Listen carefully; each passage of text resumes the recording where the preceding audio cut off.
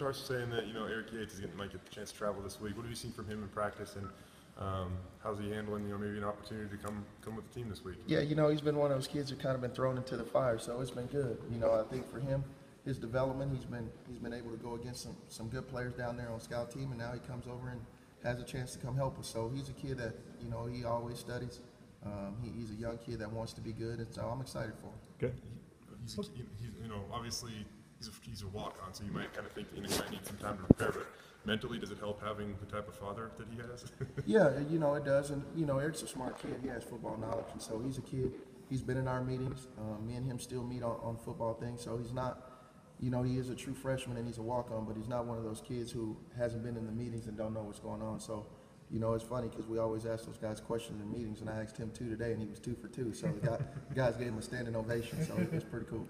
How's it been like with the defensive backs? You're battling some injuries. How's practice gone, trying to rotate guys in? Practice has been fun. I think the one thing we talked about way back when was the depth, and we had a lot of guys with a lot of experience, and so those kids have been moving around. They all know the defense, and so just constantly, putting pieces together and putting the best product on the field. How hard is that going to be preparing? And I guess on Saturday, kind of with maybe a makeshift lineup or with some guys moving around or some subs in there, No, I wouldn't call it a makeshift lineup. I think we're prepared. And going into Saturday, we got plan A, plan B, plan C, and plan D. So if we get to plan D, we'll have about 6 guys left. So I might have to go work out a little bit to try to do something.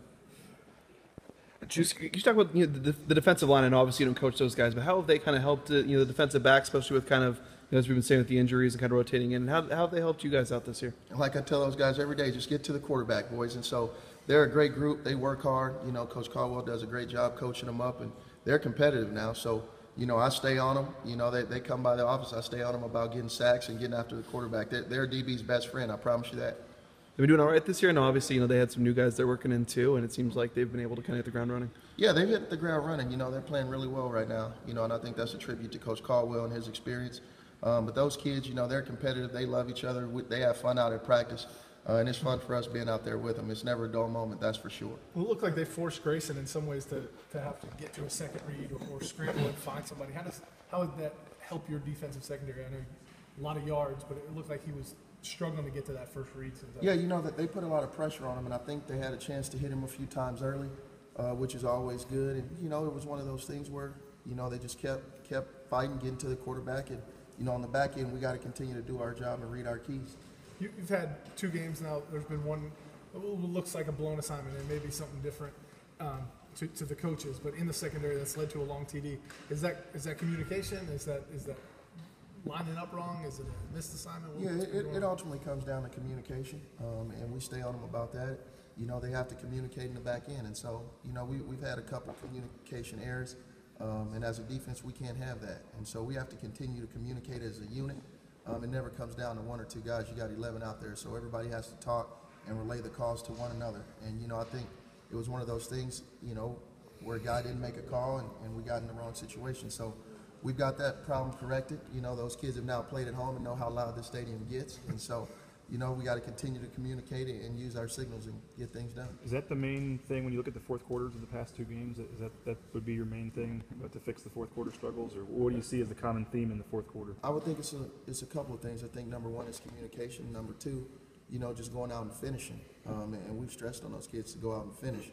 And so, I think it's both of those things. I think they go hand in hand, and we just have to continue to push and get better. And so, we got a new game this week, and hopefully we do a better job. First game you had Dante and Tyler went out and struggled right after that. He didn't play. You guys had some other guys going out. How much are the injuries a part of the struggles?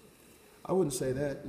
Like I said, those guys are all in the same room. They communicate the same, and so it ultimately comes down to just reading your keys and doing your job, regardless of who's in there. And so they're all coached the same. And so, we'll be fine. We got adjustments, and we'll be ready to go. If you have to put guys who aren't as experienced in there, is it easier for them to play man, or is it easier for them to play zone? I think every kid's different. The one thing they know when they go in there is they're not going to handicap the call, so they have to be prepared. It's the next man up, it's carry the flag, and get your job done. And so whether it's a 3-year starter or a guy who's making his first appearance like Cameron Hartsfield, I expect them to go in and know what they're supposed to do and execute. Did the other 2 teams in the fourth quarter do anything different? Do they deserve some credit for what they did? Yeah, there's no question. You always go in at halftime and there's adjustments. Sometimes guys just make a play. You can be in perfect position and they can make a play. So it's really just eliminating the big plays and, you know, really reading your keys, and that'll help us a bunch in the fourth. When you look at guys like Darian Thompson, we saw him finish the Colorado State game out at cornerback. What's it like for those guys to slide over? I mean, do they kind of embrace that as a fresh new challenge, or?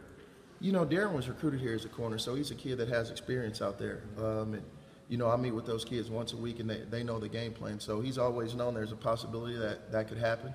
And when I told him on the sidelines he was going in, he didn't skip a beat. So he went in, he executed, he made his calls, and he's a guy I feel comfortable with. Has he played some corner this week in practice? Or? Oh, yeah, he's played everything. We even lined him up at linebacker a few times. Has Chancellor James made a step in practice? I mean, is he competing for one of those starting positions now? Yeah, Chancellor's made a step. You know, he got in the last game. He played well when he was in there. And again, he's another guy who's young, who has a ton of ability. So for him, he just has to continue to study, read his keys, and play fast. And he's done that. You know, he's a young guy who knows the defense. You know, I test him all the time, and he knows what he's supposed to do. So, you know, it's a process, and he's continuing to get better and better. Looking forward to him. That position, I mean, I'm reminded of the 07 game against Hawaii when you guys were down to probably you in the game. I mean, they were down to everybody. I'm reminded of the TCU game where you guys had a bunch of injuries, had to play some freshmen. It seems like that position has had a bunch of injuries. Is there something about playing corner or safety that leaves those guys, you know, susceptible?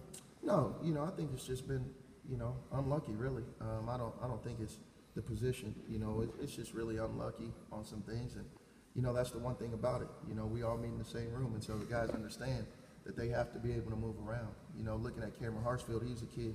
He played all nickel all the fall camp, and you know, we had some injuries, and he had one day of practice at corner, and he went out there and played 39 snaps. You know, the thing I'll say about him is he knew what he had to do. You know, he knew his responsibility. So, you know, it's next man up.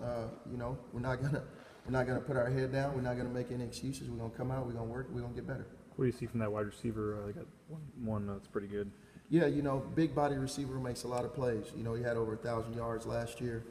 He's had over 100 yards in both games. So he's a guy that we definitely, you know, have to read our keys and play with good technique. Otherwise, he'll make a ton of big plays. He flashes on film, and they do a good job of how they use him. I don't know if nice is necessarily the way to put this, but is it nice for these guys to be put in your secondary to be put in this scenario? I know during fall camp, Coach Yates said that he likes those guys that feel like they can be versatile and slide from nickel to corner or slide from corner to safety. So is it nice to show that all that work they put in, you know, is obviously necessary? Yeah, you know, that's the one thing I tell those kids is you're not going to pigeonhole yourself, and so I'm not going to look at you as a safety, as a corner, as a nickel. You know, I'm putting the best 5 out there, and that was a statement from first day of fall camp. And I think you guys are seeing guys have moved around jockey position. So, you know, it's good. We like versatile guys who can do a lot of things on the back end. That's ultimately what it turns into. You got all these spread offenses that give you a ton of different formations. So in certain places, safeties do become corner and vice versa, depending on how teams line up. So you have to be versatile. You have to be disciplined. You have to read your keys.